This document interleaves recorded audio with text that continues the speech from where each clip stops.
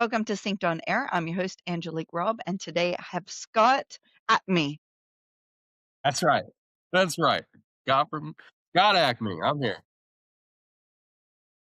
Scott is the owner of Landscapes by Acme, but I can't pronounce your last name. So why don't you say it?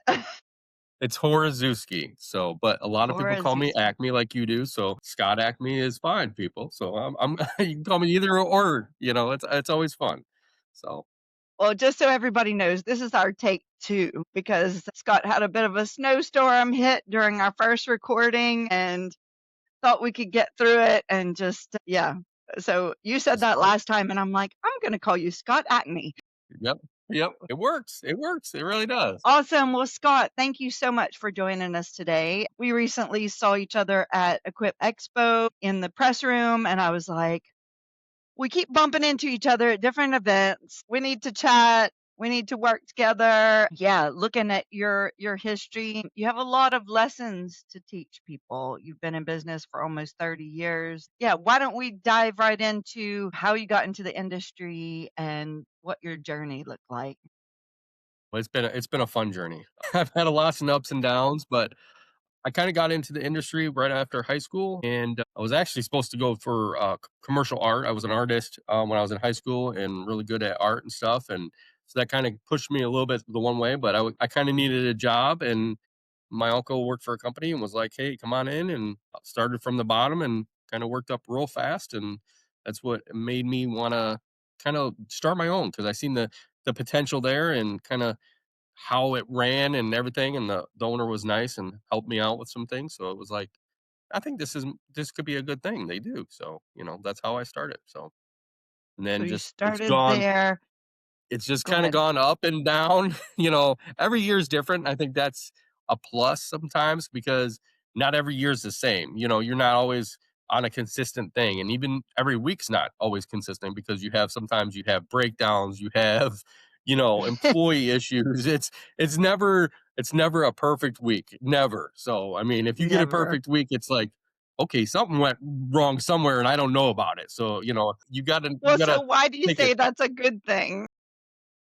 Yeah, yeah, it is a good thing. It's like you wanna make sure that everything's going good, but there's always something. Like sometimes we always say, a lot of us in the industry say, like, there's always a Monday. Every Monday there's always something that breaks down or there's an issue or Okay. something. So, and usually if it happens during the middle of the week, you're like, well, this must be Monday. There's no way this is Wednesday. It's got to be Monday today. So, you kind of learn from it. I guess you don't get bored, huh? Is that No, maybe what no, keeps you on your no. toes? Yes. Yes, you wanna Was be always on your toes and ready to go sometimes. You gotta prepare for the unpreparedness stuff, so, and yeah. sometimes you can never prepare enough, so, yes.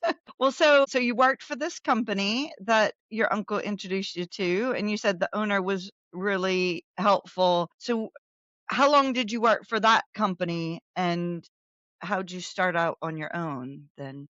I worked for that company for, like, 4 years. The first year, I started out as just a regular crew hand, when I first started out, and within the first year, I had advanced, within 3 months, I kinda advanced up into a crew leader, running a crew. The owner seen that I had potential, and, then he was towards the end of the first year, he wanted to make me a, manager of the company and help out with all the lawns.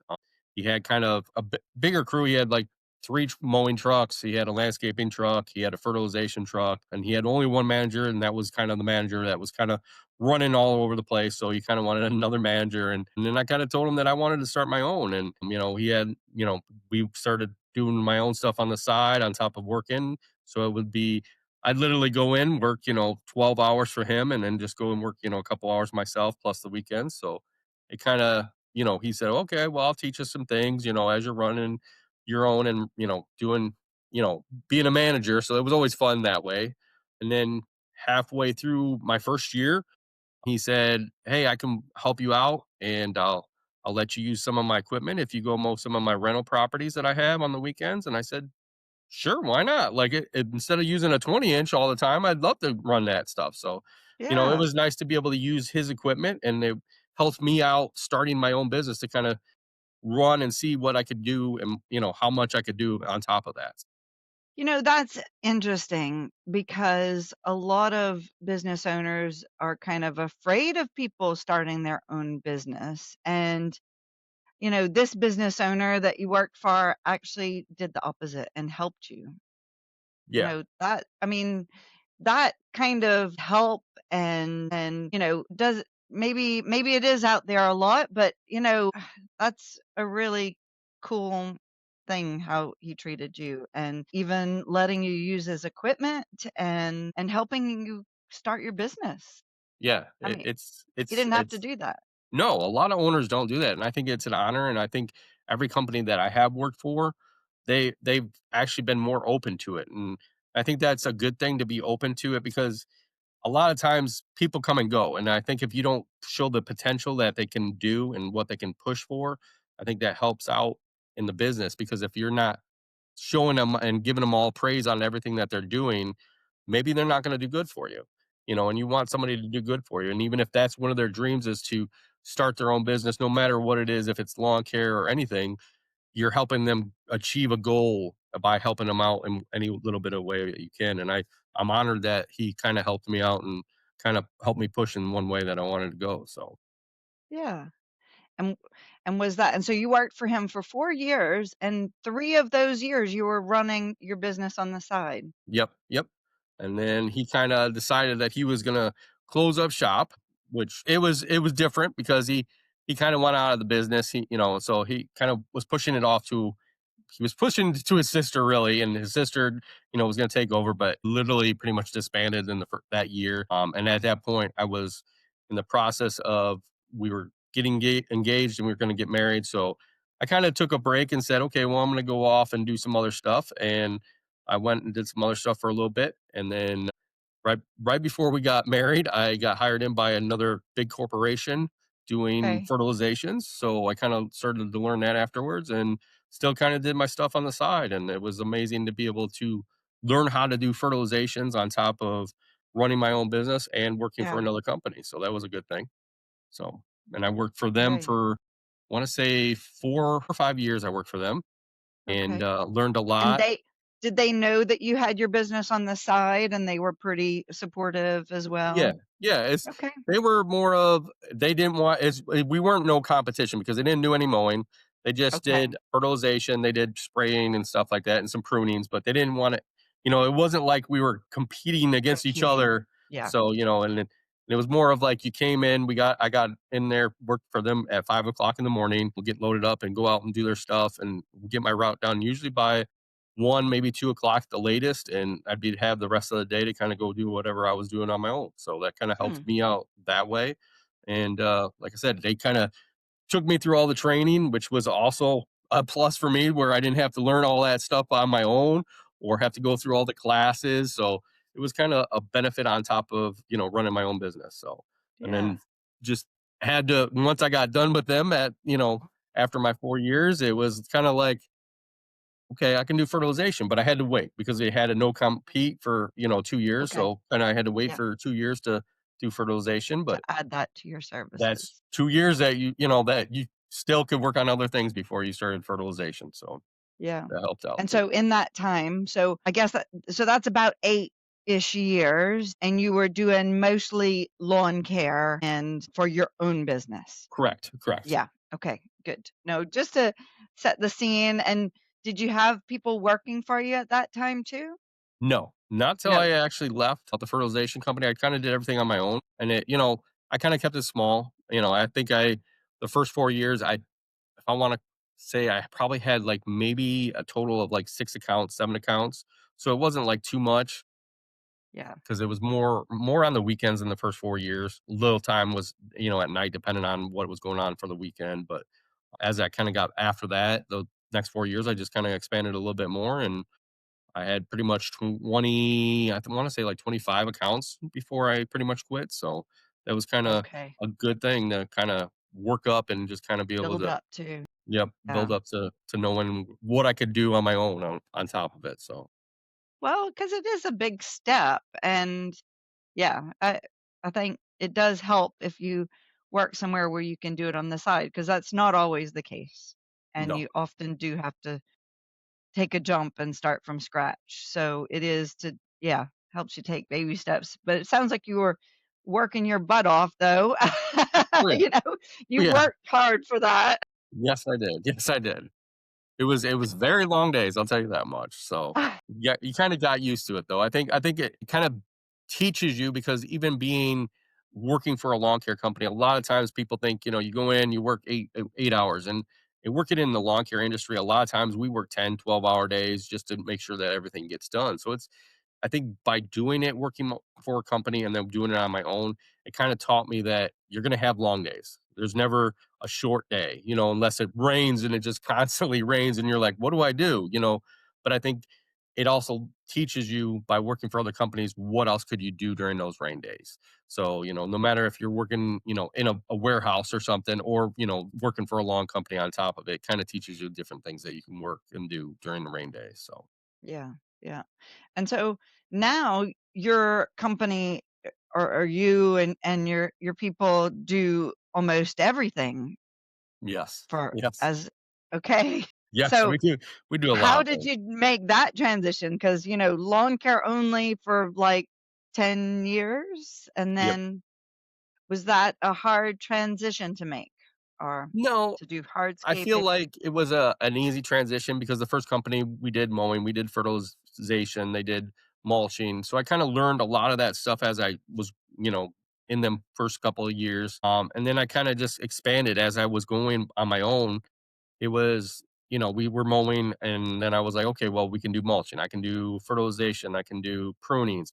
I added little stuff as we gone. And over the years, we've added stuff. We've done tree removal, big trees and big tree trimming. And we kind of got away from that because of the insurance aspect, because it just skyrocketed on, expenses on that. So kind of you learn Well, things and you because it's kind of always dangerous. Yeah. yeah, it is very dangerous. I've seen some really bad things happen, but you kinda learn things, and as you go, you wanna expand, and you kinda look at different things of what you can do and add as services so you can say, "Okay, I can do this," and do that for that customer, and a lot of times it's more of a customer will say, "Well, you should do this," or, "What can you do this? Because I see, another company's doing this, or they're promoting this." So you're like, "Okay, well, I could probably do that. So I'll go ahead and, try it for you, or and that's I think how some companies want to build is it's easier to add little services once at a time instead of just jumping in there and saying, I do everything right away,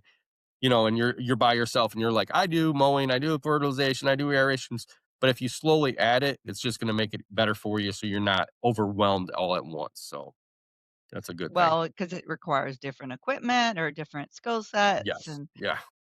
and so, yeah, I mean, you're doing design work too, is Yes. that right? Yes. Okay, so you're Yes. doing that too. Yeah. Yes, I do all I do all my own designs only because of my art background, but I feel a lot of times a customer will come to me and say, "Well, we want a design," and I'd like to build them the design and show them what I feel like would look good, but a lot of times I say to my customer, I said, "What colors do you want? What do you want, reds? Do you want yellows? Do you want blues?" And then once they tell me that, I kind of was like, okay, well, give me a budget. And if they don't have a budget, I'll say, okay, well, looking at a job, I can look at something and say, okay, I'm going to put, four boxwoods here, a burning bush here, a Japanese maple here, some hostas, some different types of perennials in it.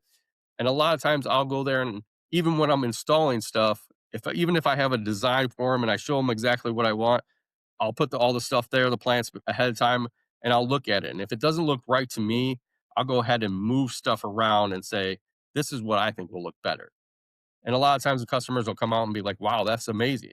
They might not look at the design after that, but they'll look at what's there afterwards and be like, that's more than what I expected. So, that's what you want. You want the customer to be happy and be excited about their landscape at all the times. And I think that's one of the things I love to do is to be able to just come out there and just run with my creative brain and say, this is what I want to do for you, and just install it and have the good time and enjoy it too.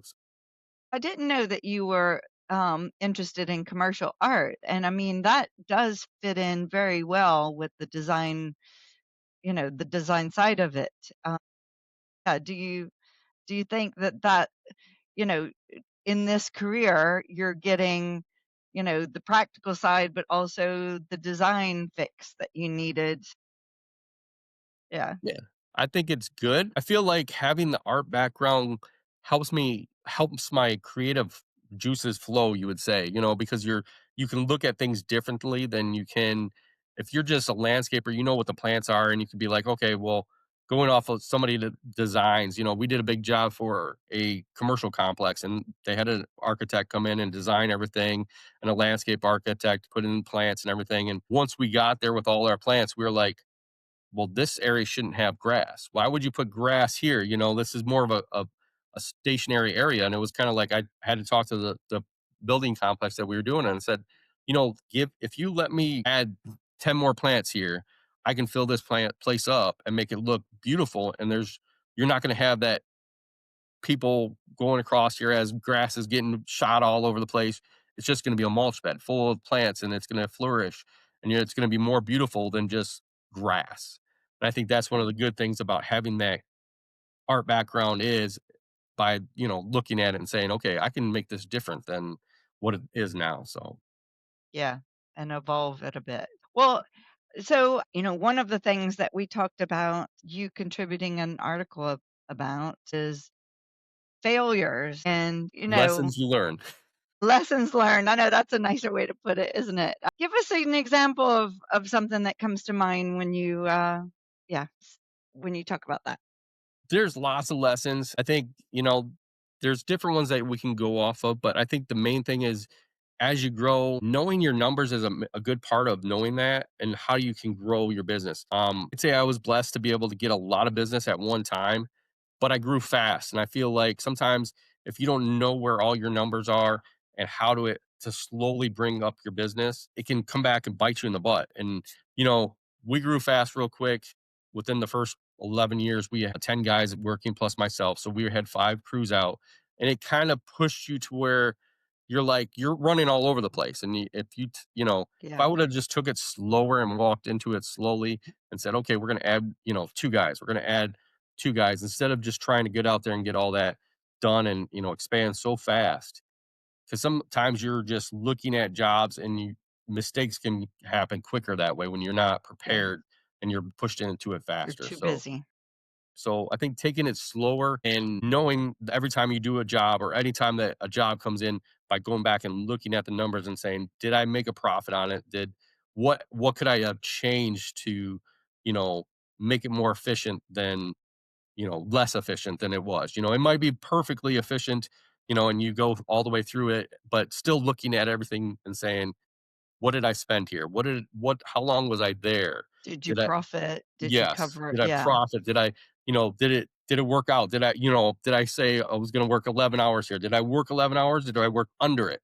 If I worked under it, that's perfect. I did perfectly. But if you worked over, like, okay, what happened there to make me work, 15 hours instead of 11? So I think by going through and knowing your numbers every job, every year, every 6 weeks, if that sometimes it's easier that helps out in the long run too.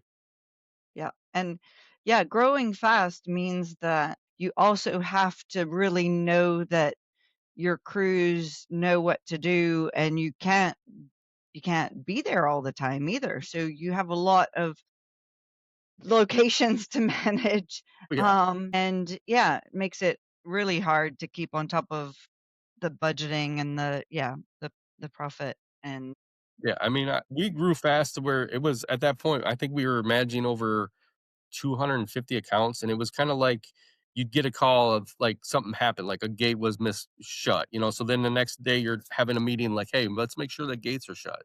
So I think by taking the time and saying, "Okay," and training the people the right way and saying, "This is what I want done." It was more of everything came fast, so it was like, "Okay, I need to get 4 guys in here to do this," and instead of just going out and teaching them and saying, "This is how I want it done," let's see how you do it, and just taking the time and riding with them for, a couple weeks or something. It was more of like, okay, here you go. Here's the list. Go have at it. And hopefully, everything that needs to be done. So I think you got to kind of slow down and say, okay, I want to train you the right way. And not everybody you bring focus in on off the street quality. knows what they're doing. Like you said, and you want to make sure that everything goes smoothly. when you run a business. Well, and training, I mean, it takes your time, makes the jobs go slower, so you can see how there's you just kind of get out there and do the work. But so I guess you noticed that the quality dropped when Yes. you Yes. hired so many and grew When so you get fast. lots of complaints and stuff and things that you have to fix and, you know, change up, you kind of learn how to adapt. And like I said, there's problems that turn into lessons that you can teach as you grow to other employees and say, okay, what can I do? And at one point, we kind of said, okay, I'm gonna reduce down, and we started slowly reducing down, and it went back to where it was. We went for a year. It was just me and my wife, and we just said, okay, we're just gonna reduce down to me and my wife, and that's what we did. I, condensed down to what I thought was perfect jobs wise. And at that point, when we had the 200 accounts, we were all over the place. Our longest one was Yeah. an hour and a half away, so we were taking Oh time goodness. and driving all over the place to try to get jobs done. And at that, when we reduced down, it was like, "Okay, let's make this area smaller and condensed so we're not running an hour and a half away. We're kinda staying in, like, a 20 to 30-minute range," and that's what we kinda did and kinda then slowly building back up, and I think it takes time but you get to learn and teach people as you wanna go and what you want to do and do it the right way instead of going fast at it and just be like, "Okay, I got this," Yeah. but that's all And so lessons you what learn size and you are adapt. you Yeah, so what the size of your company now? It's grown from you and your wife now. Yep, yep. Yeah. I run 2 trucks right now. I do a lot of the landscaping stuff, which consists of trimming, prunings, fertilizations, irrigation work, installs, mulching, pretty much a lot of that stuff. And then I have a guy that does mowing, usually about 75% he does it by himself. He enjoys that, and he's been doing it for us for over 7 years, and he enjoys Good. that's what he did for a little long time ago, and he enjoys working for us, and we enjoy him as an employee. And then I have 1 to 2 other people that kinda come in and help us out time to time, and, we just have them jump in between wherever. One of them's my oldest son, and he enjoys coming in every once in a while, but sometimes he doesn't. So it's more of like, thank you for coming in today, and you know, you enjoy what you're doing. So So is he you don't think he's a long-term no, hire? no, I don't think he's a long-term hire. I mean, Okay. he did work for me. I had him start when he was younger, and he enjoyed it. But he sometimes he doesn't like to do everything. Like he loves, weed whipping. He loves, shoveling and filling wheelbarrows for us, and he likes to overfill the wheelbarrow. So I mean, I can't take him to certain jobs because then he's just like, if we're doing a stone job, he'll just keep filling it up, and I'm like, wait a minute, this is like 300 pounds. Can you just like cut back a little bit on me? I am older. I don't want to, kill myself before I drop this off and install it. But you know, Yeah, you gotta make him wheelbarrow the wheelbarrows that he fills, have him wheel it around and see how it feels. But he does like helping me out. So if I say I need some help, he's there for me, and I enjoy that, and appreciate that he's there to help me out when we need to be helped out. So it's always a Yeah, good thing. So that is good. That is good. So you feel like you're at a manageable size now and you have your people that work with you. Do you foresee growing again, or are you happy at the size that you're at and just continuing as I can see growing just a little bit, maybe adding 1 or 2 more employees. And trying to keep it to the 2 trucks, maybe 3 trucks, but not expanding way like we did before. I love giving the quality we do. I don't want quantity. We look at a lot of our jobs and we do a lot of things for our customers now. So it's more of like when we on a property, 9 times out of a week, we're at a property maybe 2, 3 times because we're mowing, we're fertilization, we're doing the irrigation, we're doing the pruning.